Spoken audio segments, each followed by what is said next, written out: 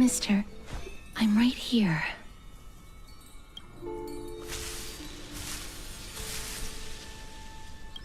Please stay there and slowly turn around.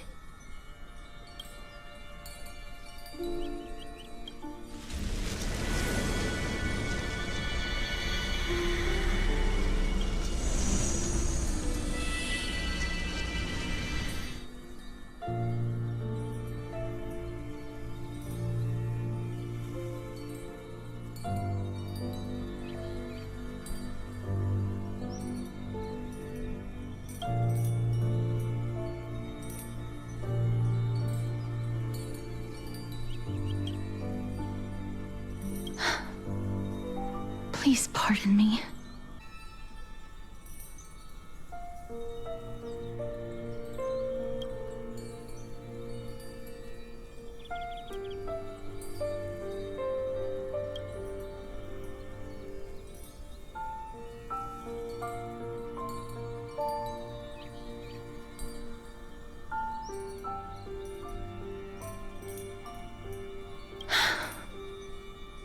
Just as I expected.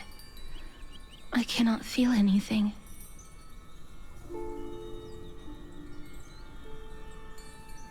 Back at the grove, I was puzzled as to why you were not affected by my curse. I thought that it might have been the special ability of a traveler from beyond the sky. Never did I expect that this would be the true reason. I'm sorry.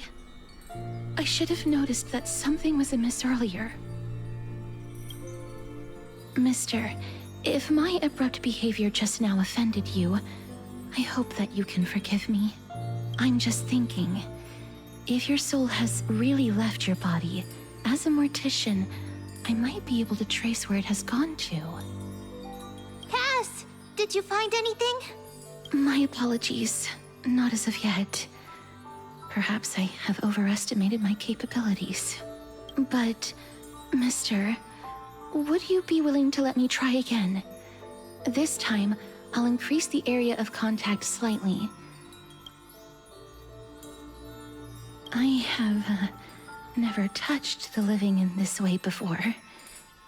If my actions are in any way disrespectful, I hope that you can forgive me.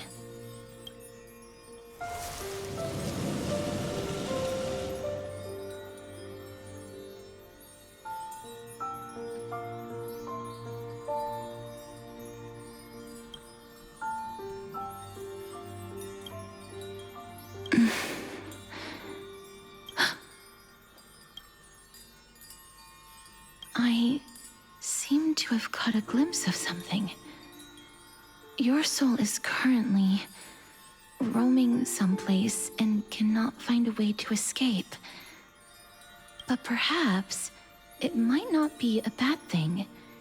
If your soul is still wandering around, it means that we still have time. We have a chance to find it before the fingers of Thanatos sweep everything away. Clues. Just a few more. I need more guidance. The connection has been severed. With my strength, I'm not able to trace it. It was me. I was a little too hasty. Don't worry, mister. Although we currently have no leads, I will do my best to search for the whereabouts of Thanatos, bring back their core flame, and personally return to you the life that you have lost too soon. I know that I'm lacking in confidence, but I hope that you can keep this promise of mine in mind. Before I manage to deliver on this promise, please do your best to hang on. Amphorius needs you.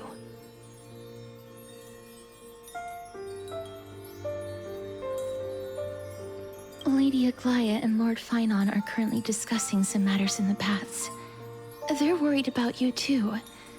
If possible, please go there and let them know that you're well. Although, I don't actually know whether your current situation can be described as well. Also, please accept this Styxian fable. reading can help one to focus and relax. I hope that reading this can help tide you through this difficult period. I'm back here again. I remember this dream.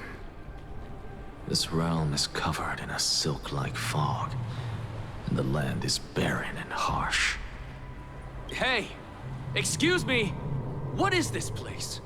Where in Amphorius are we?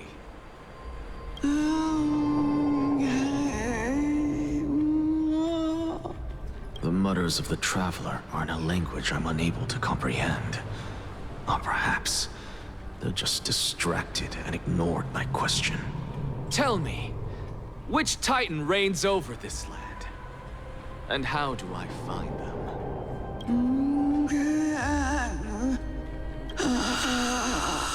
Hand of Shadow. Hand of Shadow Thanatos. Could this possibly be the Netherrealm?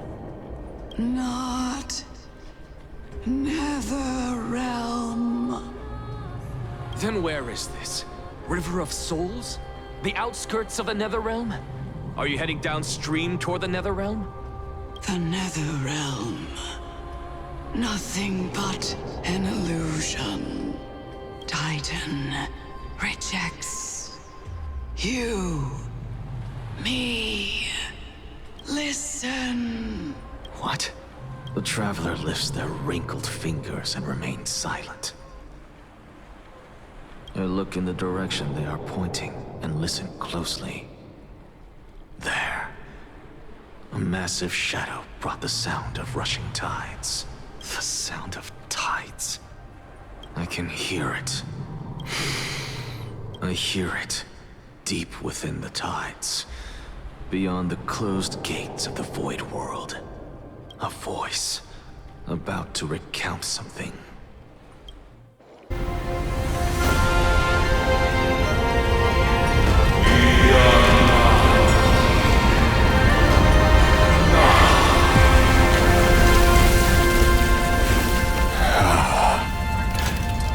Please, Professor.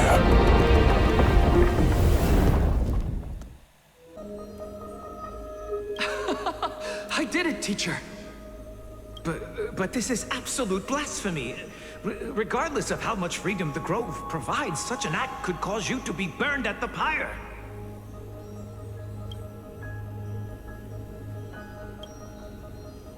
Your beloved, where is she now? Send her away from the Grove at once, to a place where nobody will ever be able to find her. Otherwise, the both of us will be judged by the Council of the Seven Sages. Calm down, teacher. My sister, she's still not in the mortal realm. Even... What do you mean? It was naive of me to think that I could snatch the deceased from Thanatos' grip by merely sacrificing one eye. Equivalent exchange. All I received for that price was but an opportunity to see her for one final time. Let it go, Anaxa. As one of my best students, I cannot watch you go down the wrong path without doing anything to stop it. Never do something taboo ever again. Don't disappoint the deceased, and never harm yourself. If you can do that, this classroom will still be yours, and you'll have a chance to live out your own life. Since I was able to see her one last time, I have no other desires. You're right, teacher. It's time for me to start a new life. I am sincerely glad for you, child. Now then, what topic would you like to study? I wish to continue Thalesis' research. Continue the research into souls, but you know that the Grove has long since understood his philosophy like the back of their hands. Even if you continue digging into this subject. No, teacher. After my fleeting glimpse of the deathly fog, I finally understood a single truth. Since ancient days, our understanding of the souls is but the tip of the iceberg. I may have lost an eye, but my view of the world has become clearer than ever. I have grasped the truth with my bare hands. Watch as I turn this farcical world upside down. Did I still fail to make it in time? So, I'm back here again.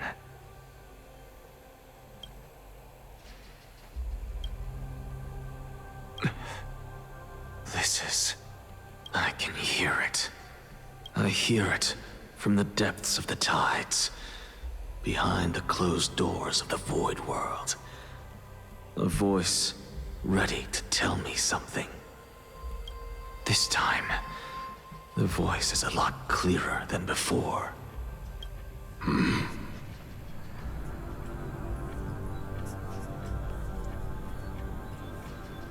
Since we've come this far, let's just wait.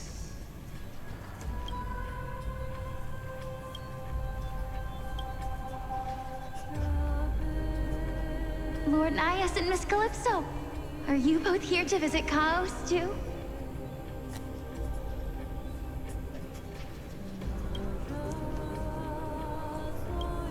Yes, and we've been waiting for quite some time now. Regrettably, he hasn't answered us. The worst-case scenario is that he's already been overwhelmed and crushed by the world-bearing burden. You're overthinking, Lord Nias. I can still sense Chaos' soul in the area. And besides, we both know Chaos' nature. A deliverer like him wouldn't fall so readily, much less give up on all that he holds dear. Isn't that so? Yes. I have faith in him. That reminds me. Why are you making this trip alone, Polixia? Oh, my sister needs more time to make sure the flowers are fine. Such a pity. Both of you have hearts kinder than anyone else. Yet you are born only to take over Thanatos' divinity. Everything that I see and hear this time has left me shaken to the core. What may seem like a mundane conversation is in truth a once-in-a-lifetime exchange that has revealed the ultimate answer to Circe's question. The conjecture has taken shape and must now be solidified into a theorem. Next, I only need to seek verification from Kefali. By doing so, I can answer Circe's question and reclaim my body. But no, I will not do that. That isn't important. Because another one of my conjectures, one that I have always dreamed of proving, has been fusing a mortal soul with that of a Titan to replace said Titan. This sky above us, it's not real, is it? Of course not. This is just an image from a projection device used for educational purposes. The day-night cycle has been lost to this world. So that students like you may still learn about the night sky, astronomers have harnessed the Titan's miraculous power to manipulate the light, projecting the nights of the past here for you. Much like how the sky above the Holy City is also illuminated by Kefali's dawn device. So, the skies of Akama are fake too. You mustn't conclude that, Anaxa. You should know that only a child would expose a trick and be proud of it. Often people know more than they let on. They simply choose to feign ignorance because they have no other choice. Then they're just deluding themselves. People believe in Kefali's tale of Genesis, accepting wholesale whatever the priests preach. But we're different. We've already walked out of the firelit cave of ignorance. We have already realized that we live in a world where titans make the rules. Even when we look at the sky, we're only seeing what they allow us to see. Rather than gazing at this mockery of a night sky fabricated by them for the rest of my life, why should... So much time has passed since you sowed the seeds of doubt in my heart, child. Many a night, I find myself penning down all my theories and wild ideas, only to burn them to ashes when I open my eyes in the day. Why? Because we'll face death by burning if word gets out? As a sage of the Venerationists, my soul has already become inextricably linked to the great tree. Every word I say and every move I make is certain to influence every leaf, every branch, even the tree itself. But above all else, my days are numbered. Instinctively, I have my doubts about the golden blood and the human soul, yet I have no means of verifying them. The golden blood in my veins is woefully thin, and I am loath to waste what little time I have left obsessing over a hypothesis that cannot even be proven in the first place. But I can, sir. I can do it for us. The time is right. Give me all that I need, and I shall accomplish this grand feat on your behalf. You're right. I shall do just that. In the next meeting of the sages, I will spare no efforts fighting for the rights you deserve. Go. Establish your own school of thought. Find out what we are. Become the one who conquers the ultimate truths of the world. Well, before? A tale about the ocean god's treasured pearl, our hometown. It was a seaside town which enjoyed the ocean breeze and glorious, peaceful times, thanks to the wisdom of its ruling queen.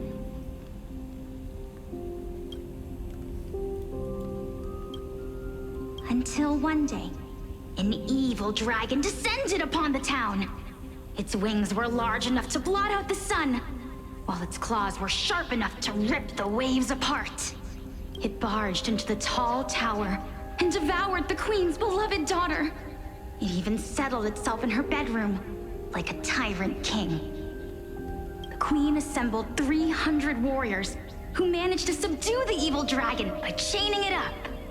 However, when the queen slit open the dragon's belly, she realized that the princess had long since been digested, and all that was left of her was a pile of bones.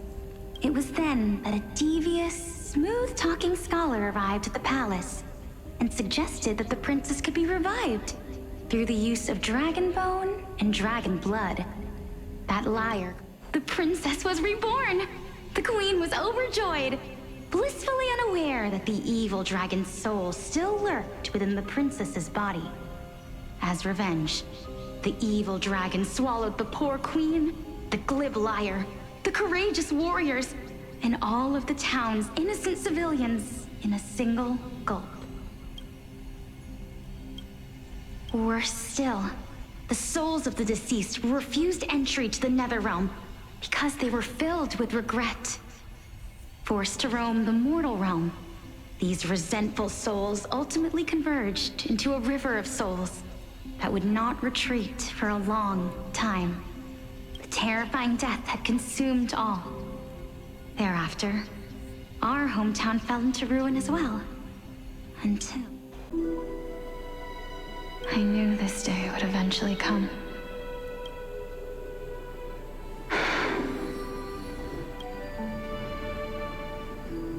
Are the both of you? Mm-hmm. Calixia. I'm here. What? This... This is quite interesting indeed. Is this... Polyxia's sister? Is it me? Now, it's time for us to fulfill our promises.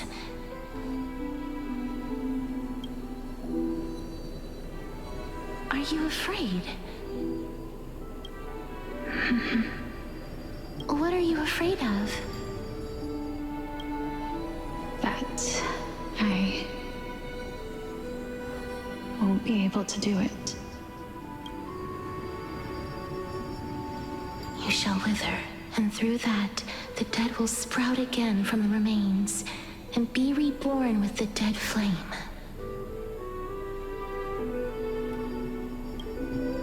As foretold in the prophecy, and according to our vows, once it all ends, we must face our fated moment head-on. Even if it was prophesized, do we have no say in the matter? It's so unfair.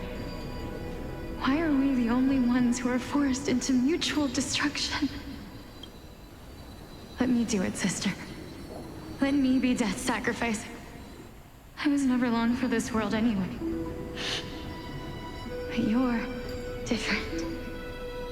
I was the one who wasted your life after all. You're wrong, Polyxia. I don't think that my life was wasted. Just the opposite. When I finally arrived at this destination and looked back at the journey I took, I discovered that flowers had long since bloomed along the path I walked. It was you who sowed the seeds for this sea of flowers, one that is more beautiful than the promised land at the end of the world. Besides, I have lived a fulfilling life.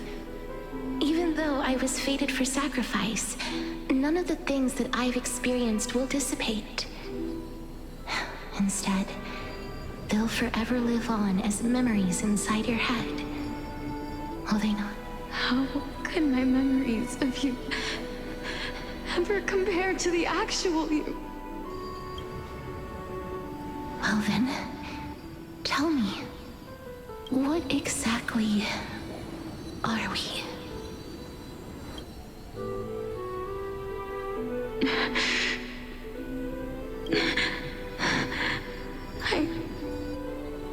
I don't know. I don't know either. But regardless of what the answer is, regardless of how we're shaped by others, or even by this world, ever since we were born, the fact that we existed was predestined, and nothing could erase it. This is why I will always, always be by your side. We're twins, after all.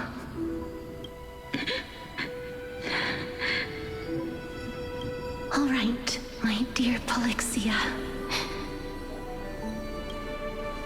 It's time to extract my heart and light the flame of death. After that, use it to plant the first bud in the prophesied new world.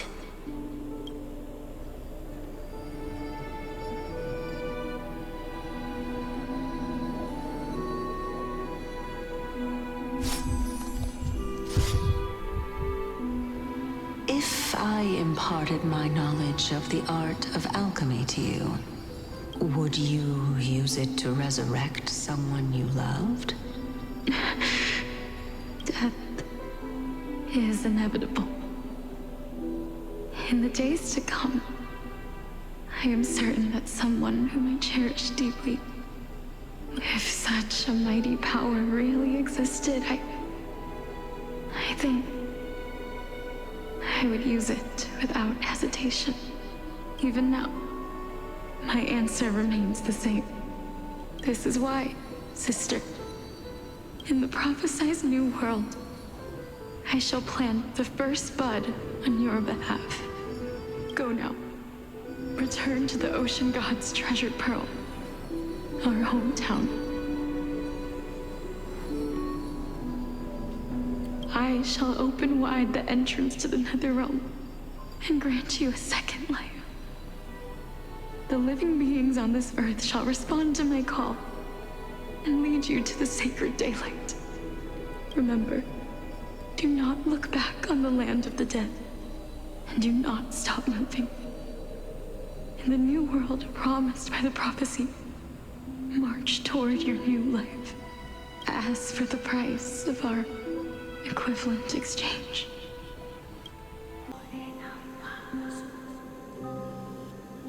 This was the last time I followed her command. I gently touched the elderly woman before me.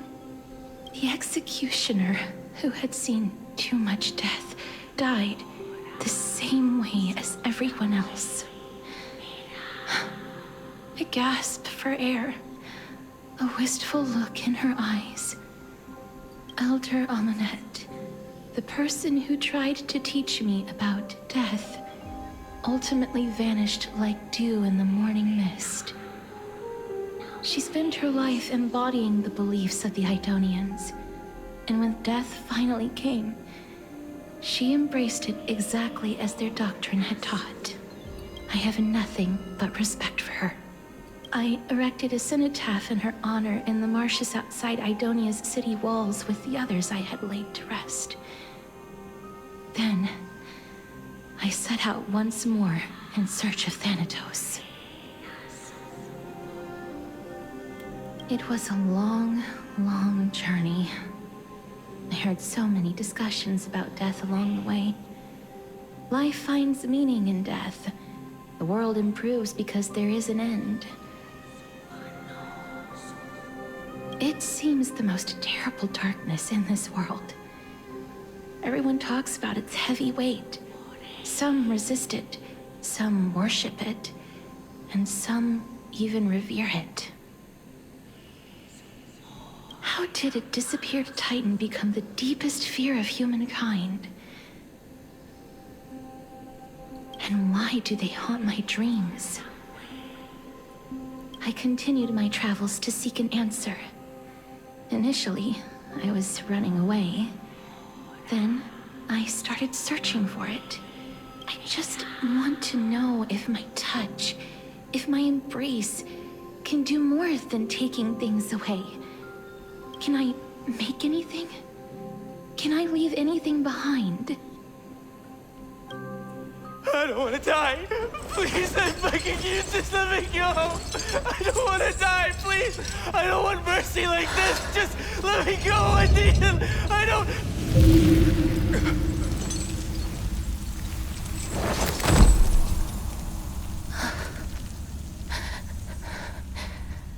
I hate these icy hands.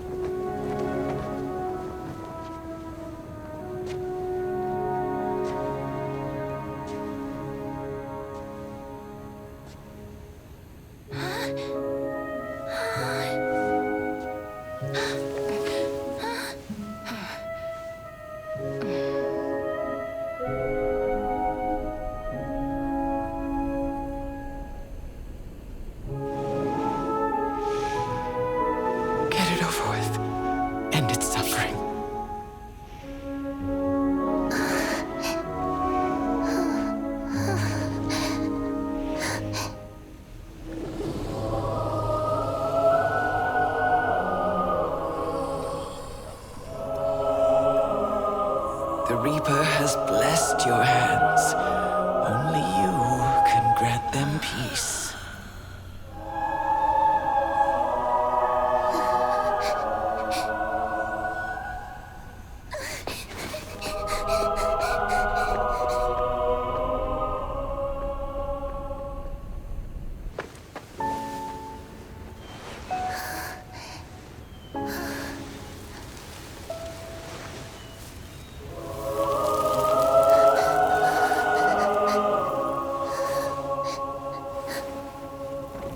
Embrace death. Walk alongside it.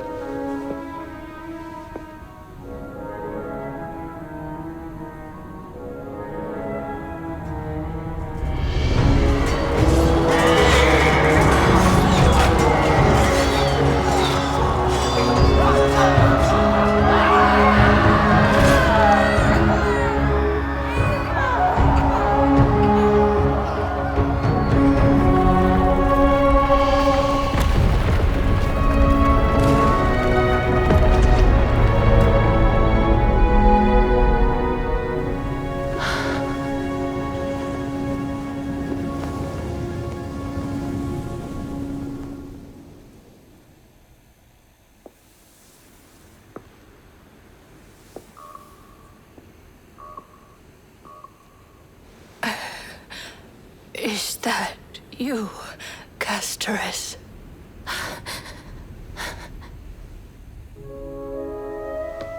All of them have gone, heeding death's summon, crossing into their domain.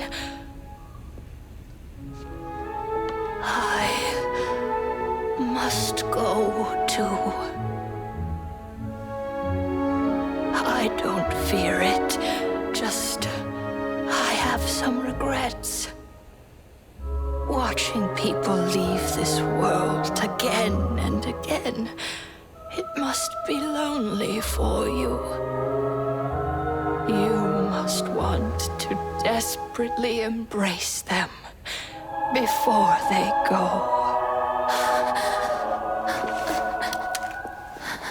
I can't. These hands, they're too cold.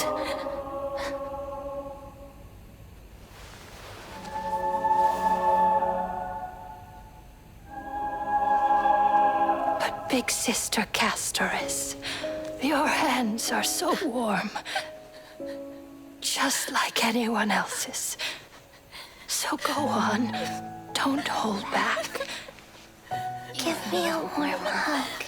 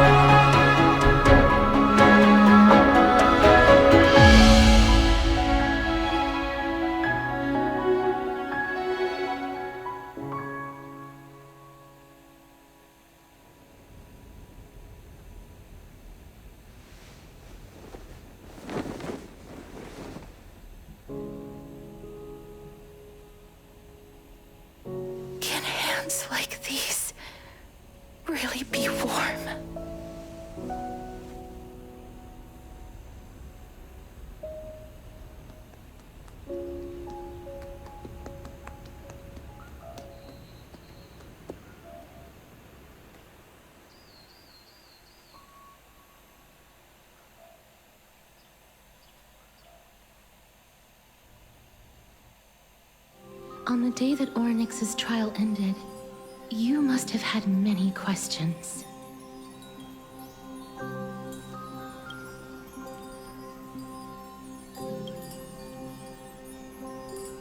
I felt just as confused. Why, as someone from beyond the sky, were you so cruelly dragged into Amphorius's fate? I wished I could take action, but no matter how hard I try, I cannot simply interact with the living as ordinary people do.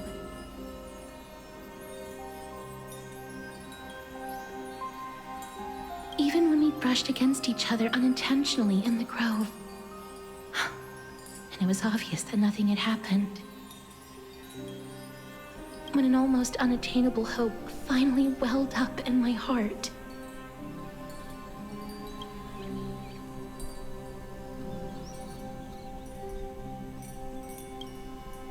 When I thought that perhaps my touch would no longer bring sorrow,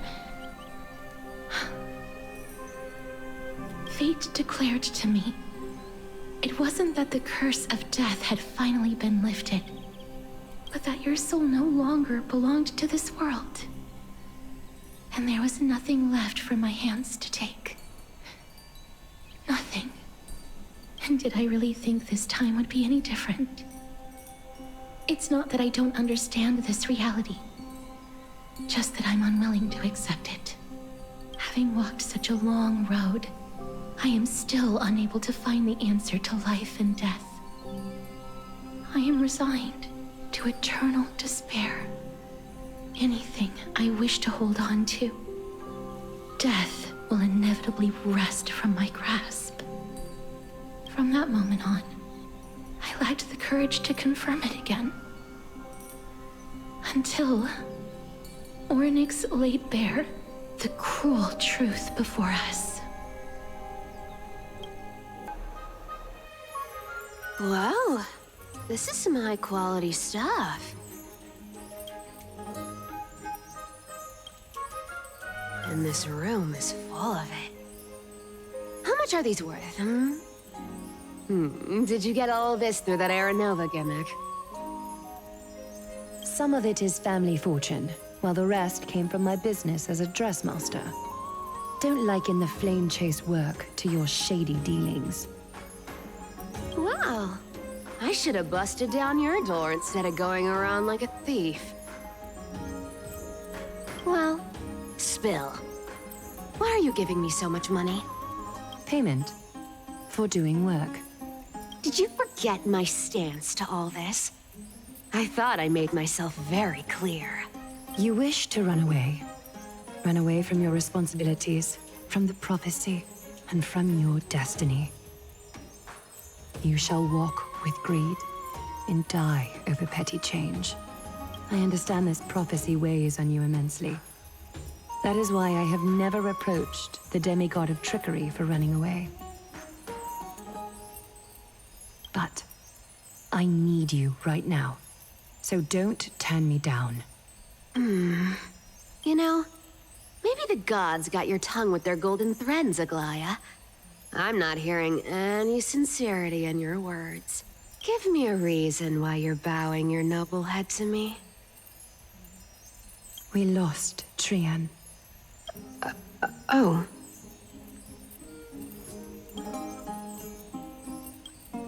The divine power of passages is running out. I need another demigod to escort Castorus and help her fulfill her lifelong wish.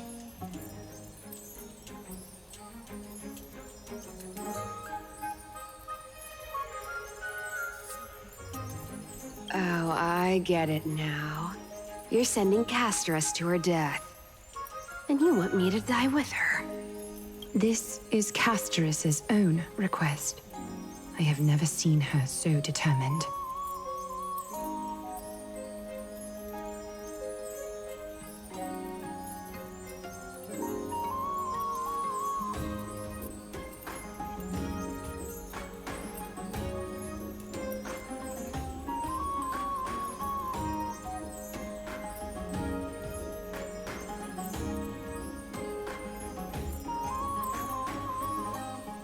She brought this up herself?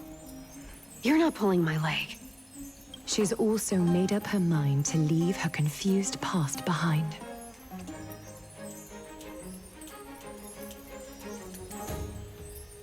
As will you, Cypher, when you finally make up your mind. Don't be so sure. Time is hard in the likes of you and I. But Castress remains pure as driven snow. She can always turn back before the end, you know? Maybe she'll remember Trian's sacrifice. Maybe she'll remember the countless martyred Chrysos heirs. Maybe she'll remember you, with your one foot in the grave. I ain't as optimistic as you about what she'll want to do. Tell you what. Why don't I take this room of treasures as a security deposit, and we make a bet? Go on. I bet she'll change her mind and turn back. Now, if I lose, I'll do what you want me to do. Return this deposit to you, plus giving you another room full of treasures. You sound like you have all the confidence in the world. In that case, let's make a pact with those conditions. I hope you're prepared to lose it all.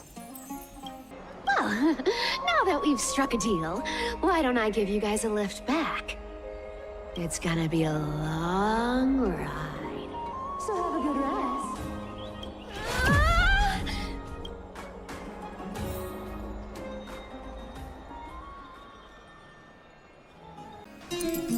Get ready. Be steady. Hi, your turn. Don't be nervous. After all, it'll be gone in the blink of an eye.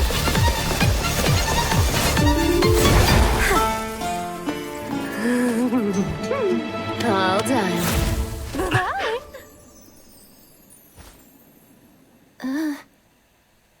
We finally finished it! This is what Lady Trebe once mentioned. The gift from me. That you didn't manage to finish. The holy maiden of Janus. Even when separated by life and death. Trian spent a lot of time drawing this. Trian hopes that little Cass likes it.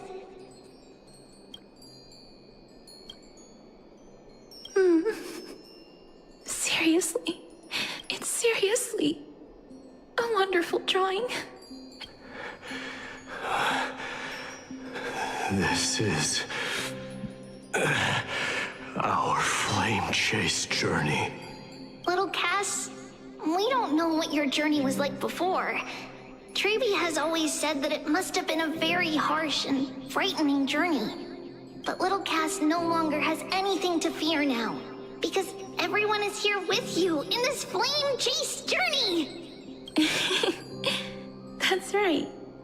Only now, when I see Lady Trian's gift, do I realize that I've already obtained so many things I would never have dared to dream of since I embarked on the flame chase journey. It's the first time I've gained so many companions. The first time I picked up the hobbies of crafting and photography. The first time I had dinner with someone else. The first time I went to the market to buy the Chimera doll I'd liked for a very long time and hugged it to sleep. The first time I wore a dress personally made by Lady Aglaya. The first time I went for a walk with Lady Trebe, Lady Trian, and Lady Trinan. The first time I enjoyed the night breeze and looked up at the stars with Miss Hyacinth. Looking back at all these experiences I never thought were possible, it feels as though the scales of my life had shrunk from centuries and decades down to minutes and seconds. And all of them are so precious. I took countless photos in the past, but they're all black and white landscapes. I don't have a single one with friends. If I had known, I would have taken more pictures. Styxia. The pearl of the ocean, plagued by unwarranted calamity and ravaged by death in the fairy tale. It was the first city-state to shift their faith towards death, even before Idonia did. From where you stand now, I suppose that's a bit hard to believe. Indeed. I cannot imagine that those from the era Chrysia, blessed with eternal life, could... I have pondered the same question, child. Journeys and epics are only glorious and magnificent because all things eventually fade to dust. That's how someone once explained to me why death is necessary to the world. But I still can't take that as the final answer. Would a world without journeys and epics be worse off? I take it the one who spoke this line was a general, or perhaps a warrior. I, however, did find some inspiration in these words. Would you like to hear my thoughts, Castoris? Please enlighten me, Lady Amonette. Though I have already made up my mind on how to handle the authority and core flame of death. Your words might truly guide me toward the path forward. You and I are neither warriors nor generals. Therefore, journeys and epics cannot truly resonate with us. But what if I reframe it like this? What if love is not a trait bestowed upon mortals by Nestia, but a blessing? Love? No one ever invented the word cherish in the era when life was eternal. For all the good things in the world can be revisited endlessly.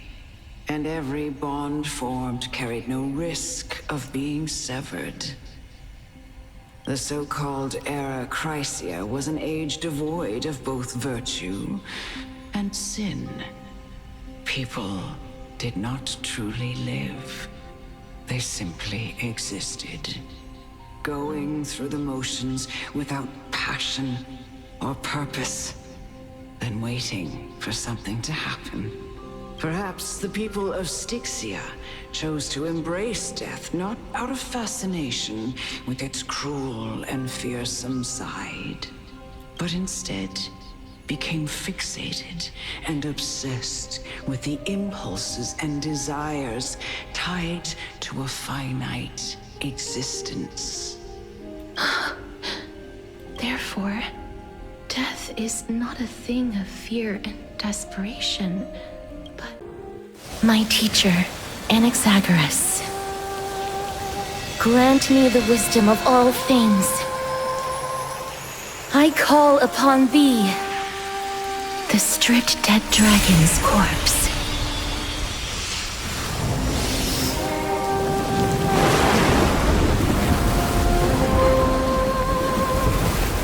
Rises from the earth, falls from the sky. As above, so below. This is the greatest power of all powers. Unstoppable in this world.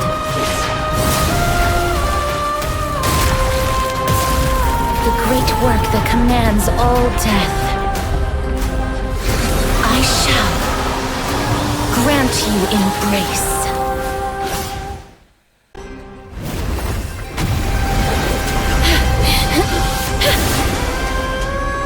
O death, sleep in peace.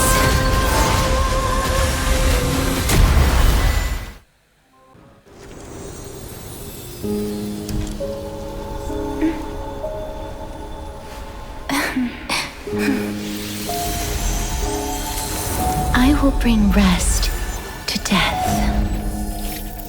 And from now on, stagnant life will once again flow.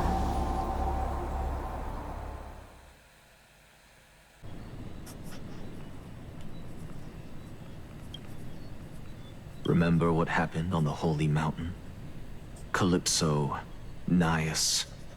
As their destined ends approached, one by one, they left this world, leaving only the twins, who are fated to succeed death.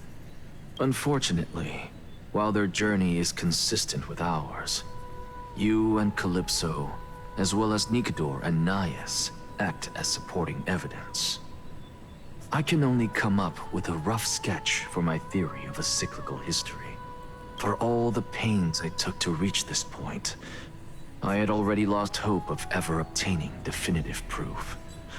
After all, the past is in the past. Proving that we are the legacies of heroes of the past is a hopeless endeavor. That is, until I met a girl named Polixia and her sister.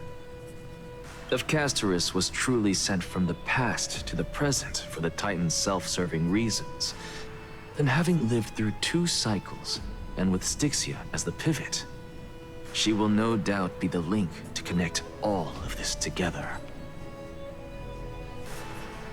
If the Twins of Death can bridge 2 cycles to reunite at the shores of the Sea of Souls, then my hypothesis will no longer be just a hypothesis. And you too will get the answer to your question. You...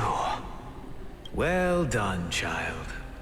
Just as I foresaw, you have achieved great things. Teacher. What a twist of fate. A blasphemer raised in the doctrines of the Venerationists. It's like a foal kicking its mother in the belly after taking all her milk. I respect you immensely, sir, but... You cherish the truth even more. So, child, do not be troubled by the criticisms I have borne. Do not let those voices hinder you as you forge ahead. As the sage of the Venerationists, I am duty-bound to oppose you. But, as your friend and mentor, go forth, for the truth is already in your hands. I will keep that in mind. Go now, child. Your lonely pursuit is about to welcome a new chapter. And when you reach the end of this journey, may we meet again with the truth before us. You have my word, sir. May Circes safeguard your thoughts. May Circes safeguard your thoughts. You are right, Empedocles. My lonely pursuit is about to welcome a new chapter. May we meet again with the truth before us.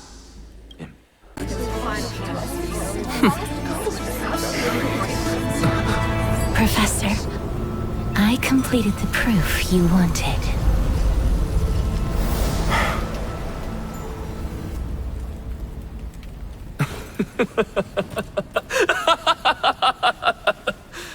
Thank you, Casterus.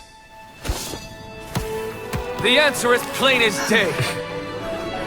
My vote goes to the Flame Chase journey and nothing else!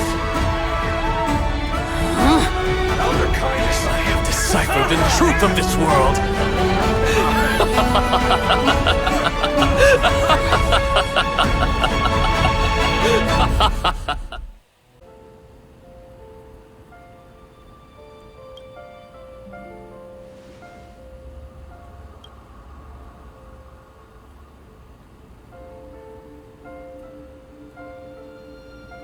Allow me to reintroduce myself. I bore the name of Castrus while walking among the mortals. And now, I stand as the demigod of death, the living side of Thanatos. Welcome to my realm, where the west wind ends.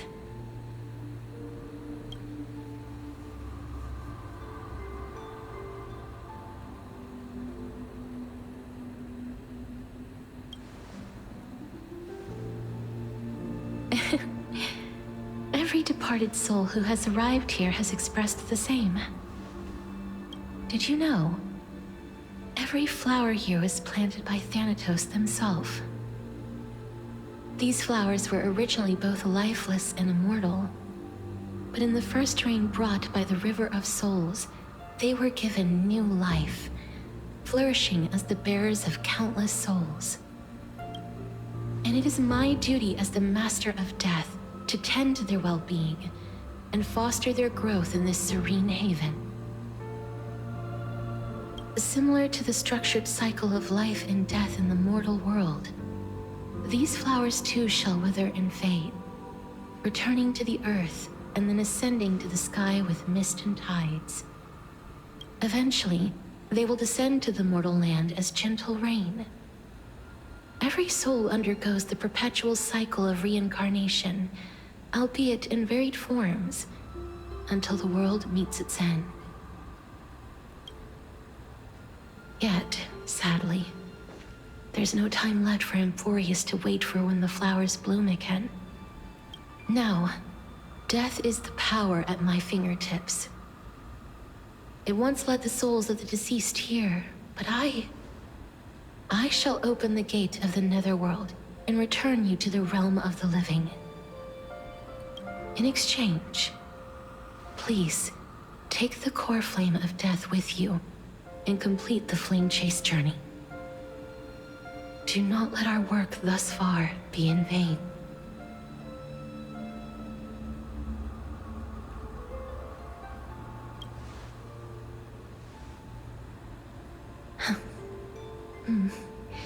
Just like the other demigods, I will stay here and embrace my destiny.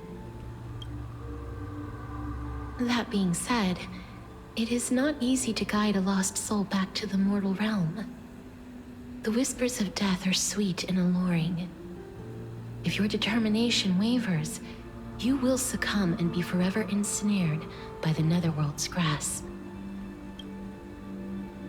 Please consider this a one-time exception. I will do everything in my power for the flame chase journey. And for your life, the only life I can save.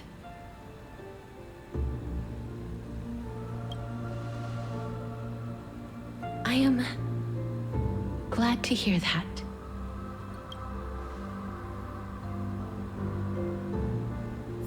Over here!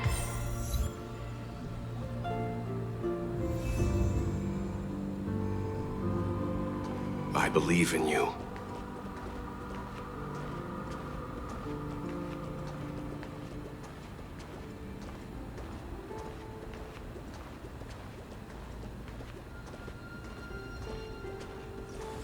Don't go.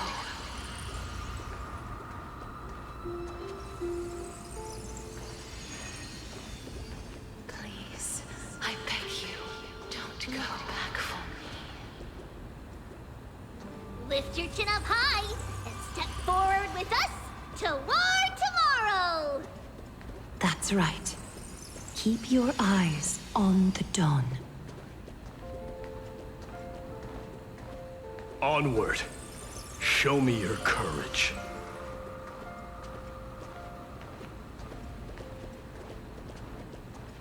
Partner, we shall become heroes together.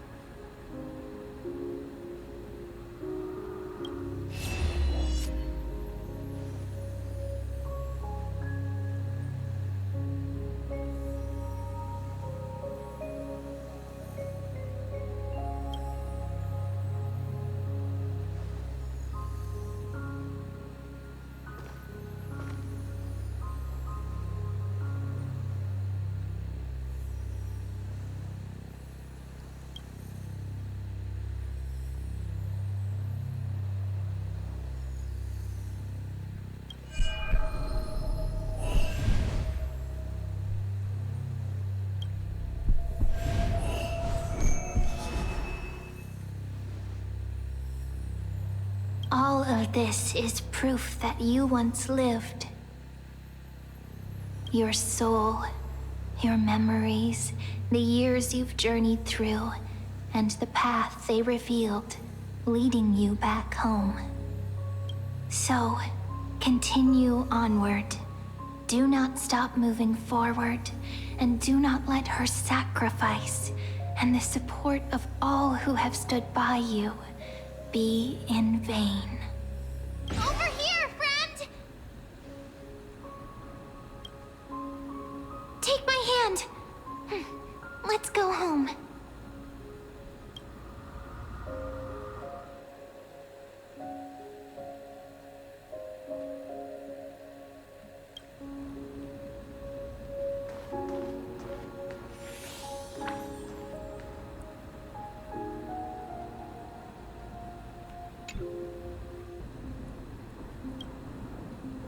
At last, I knew you could do it. Your soul is still perfectly whole, as if some kind of force is trying its best to keep it together. Is it Ornyx's final blessing? Or is it a miracle of your own? It's truly incredible.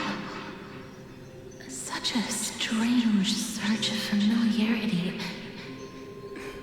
Perhaps it is fate, once again fulfilling its own design. Or perhaps it is the laws from beyond the sky, so familiar to you, that intertwined our fates long ago. It seems that this is the riddle which cannot be solved anytime soon. The sensation of becoming a demigod is truly wondrous. It's as if the river of souls is winding its way through the depths of my spirit, transforming with each breath into a fine rain that nourishes the world. Do you recall that prophecy? At the end of the sea of flowers, the souls of the living shall warm thy fingertips, and after an embrace, there shall be eternal separation. I promised you that I would do everything in my power to give it another meaning. Now, as I stand as a demigod and destiny draws to a close, I can finally end it in a way that is as beautiful as it deserves. The wish I once sought, but could never grasp, is now within reach. In this brand new world, every blooming life will lift its arms in celebration and recount the profound meaning of this very instant. Every touch, every embrace we share will never again be an ice-cold loss. They will radiate with an intense warmth, sowing love far and wide throughout the land.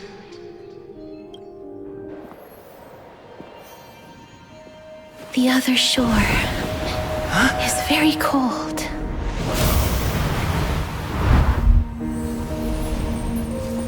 May I borrow your warmth one last time? Thank you for fulfilling this wish of mine. The place I'll be going to is what humans call the Land of Sorrows.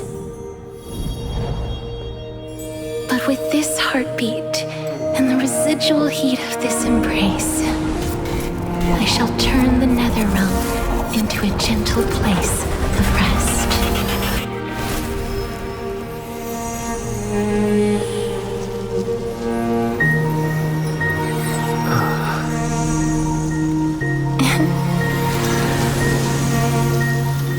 This embrace may be brief, but it's the proof that I once lived.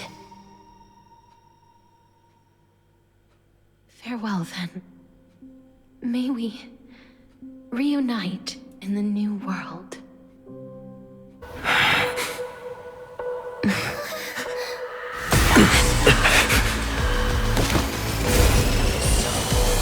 choice, Circes.